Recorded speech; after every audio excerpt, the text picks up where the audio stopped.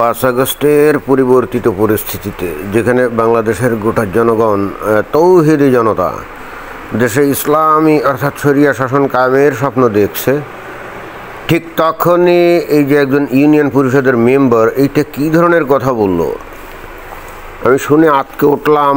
তো এই বিষয়ে একটা খবর প্রচারিত হয়েছে এবং ভাইরালও হয়েছে বলা হচ্ছে। তো সেই খবরটা একটু হালকাভাবে শোনা যাক। না হারাম কিনা তা পবিত্র কোরআনের আয়াত দিয়ে প্রমাণ করতে না পারলে আলেমদের পিটিয়ে শায়েস্তা করার হুমকি দিয়েছেন এক ইউনিয়ন পরিষদের সদস্য। তার এই বক্তব্য মুহূর্তেই ভাইরাল হয়ে যায় সামাজিক যোগাযোগ মাধ্যমে। গান বাজনা হারাম কিনা এটা কোরআনের আয়াতের মাধ্যমে প্রমাণ করতে হবে কেন? সব কিছু কি কোরআনের আয়াত দিয়ে প্রমাণিত হবে নাকি? অনেক কিছু কি ইসলামের 80%-এরও বেশি হারাম হালাল নির্ধারিত হয়েছে এই যে সহিহ হাদিস দ্বারা।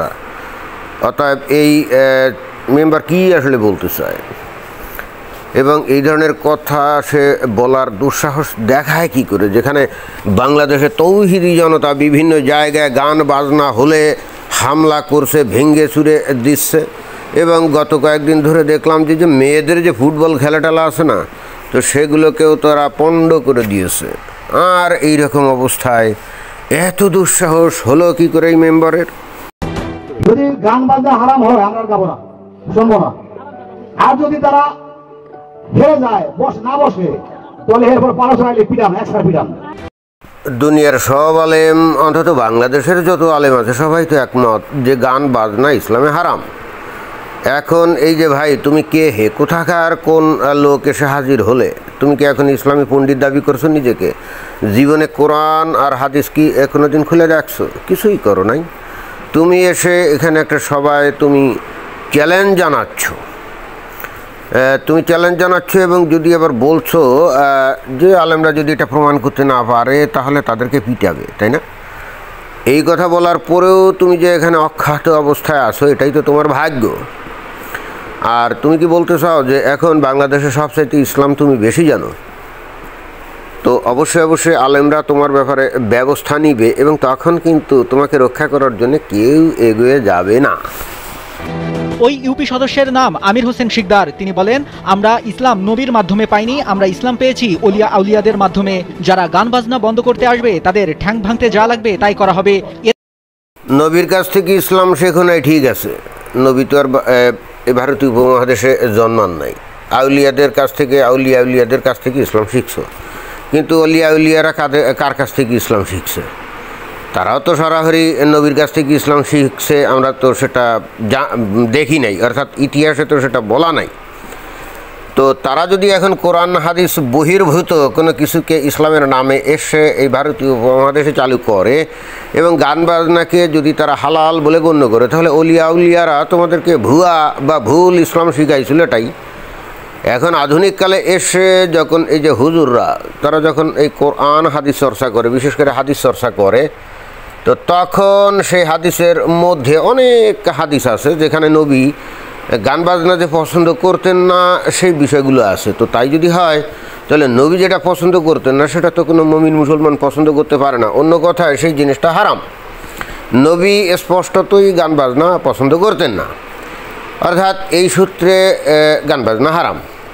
তো এইটা হাদিসে বর্ণিত আছে, তাই না? এখন কোনো আউলিয়া কখনো বলছে যে হাদিসে যা আছে সেটা ভুয়া? আর আউলিয়া তারা নিজেরাও কি কোরআন হাদিস চর্চা করতো নাকি? মোটেও না। তারা বস্তুত ওই আরব, ইরান ইত্যাদি দেশ থেকে আসতো।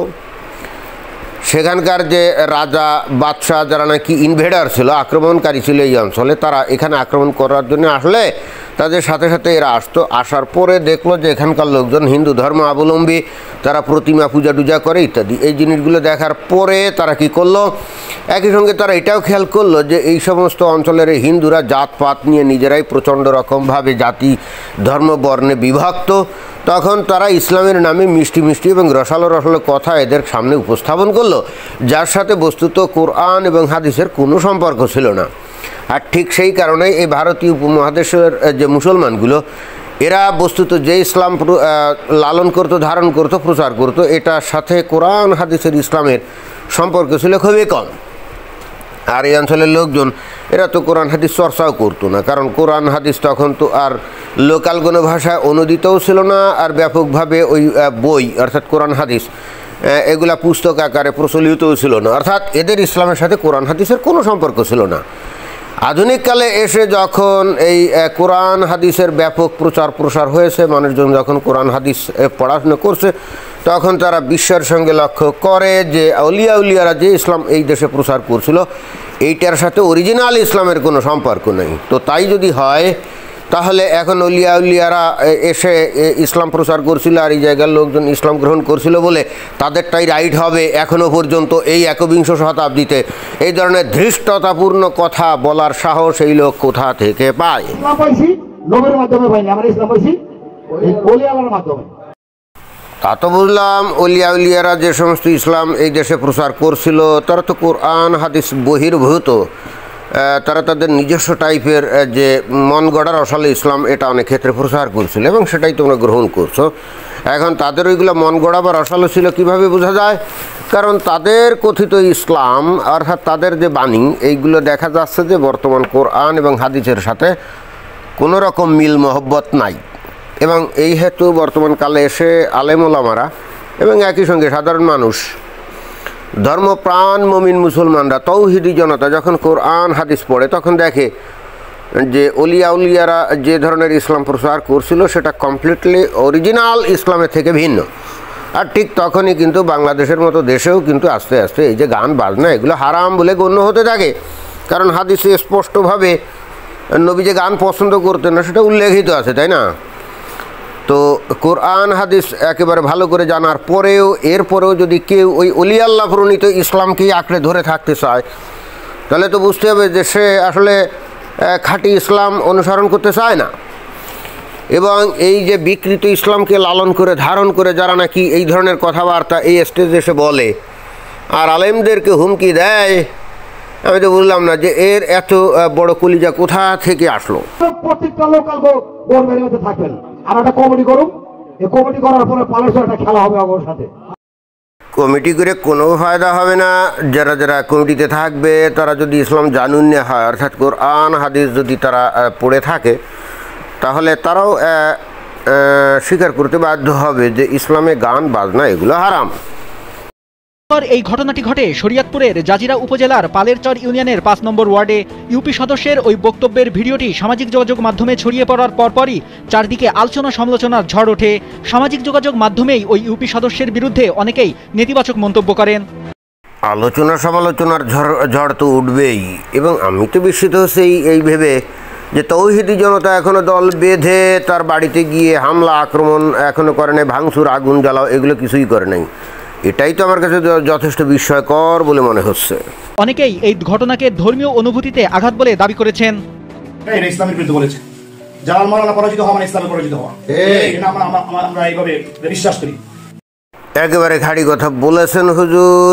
এই মেম্বারের কাছে পরাজিত হওয়া মানে কিন্তু ইসলামের পরাজিত হওয়া। কিন্তু হুজুর, আমরা তো একটা জিনিস এখনও বুঝলাম না, এই মেম্বার যদি ইসলামের অবমাননা করে থাকে তার এই ধৃষ্টতাপূর্ণ বক্তব্য দিয়ে আপনারা এখন চুপচাপ বসে আছেন কেন? আমরা তো আপনাদের সেই জিহাদি গর্জন আমরা তো শুনতে পাচ্ছি না। এখনও সেই লোক কিভাবে স্বাভাবিকভাবে চলাচল করে ইসলামের বিরুদ্ধে কথা বলবে এবং এরপর সে ঘোরাঘুরি করবে, এইটা তো আমরা অতীতে কখনো দেখি নাই, আমরা তো দেখি নাই।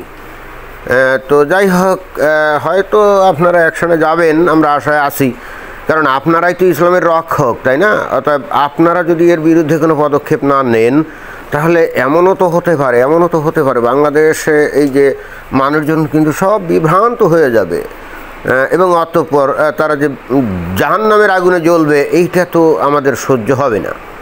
আপনারাই তো বাংলাদেশের মানুষদেরকে যাতে ওই বেহেশতে যেতে পারে সেই দায়িত্ব নিয়েছেন, কারণ আপনাদের মতো মহানুভব এবং দয়ালু মহানুভবতার মানুষ তো দুনিয়াতে আর নাই। বাংলাদেশের মানুষ সবাই যাতে বেহেশতে যায় এবং ৭২ হুরের সাথে তারা যেন মাস্তি করে, এই ব্যাপারে আপনাদের চিন্তার কোনো শেষ নাই এবং অবশ্যই আপনারা আপ্রাণ চেষ্টা করে যাচ্ছেন সেই কাজটা করতে। কিন্তু কথা হচ্ছে, মাঝখান দিয়ে কেউ যদি এসে ইসলামে যেটা সুস্পষ্টভাবে হারাম, যেগুলো আপনারা নিজেরাও বলেন, এখন কেউ যদি এসে সেই বিষয় নিয়ে চ্যালেঞ্জ করে এবং এর পরেও খালি চ্যালেঞ্জ না, রীতিমতো মানে মারপিটের হুমকি দেয়। এবং এরপরে যদি সে ঠিকঠাক মতো থাকে, অর্থাৎ আপনাদের তরফ থেকে যদি কোনো কিছু অ্যাকশন না আসে, তাহলে এই মুমিন মুসলমানেরা তারা তো কি মানে হতাশ হয়ে যাবে, তাই না? তাদের উপায় হবে কি হুজুর, এই চিন্তায় আমি কিন্তু অস্থির হয়ে গেলাম। তো এটাই ছিল বক্তব্য। ধন্যবাদ।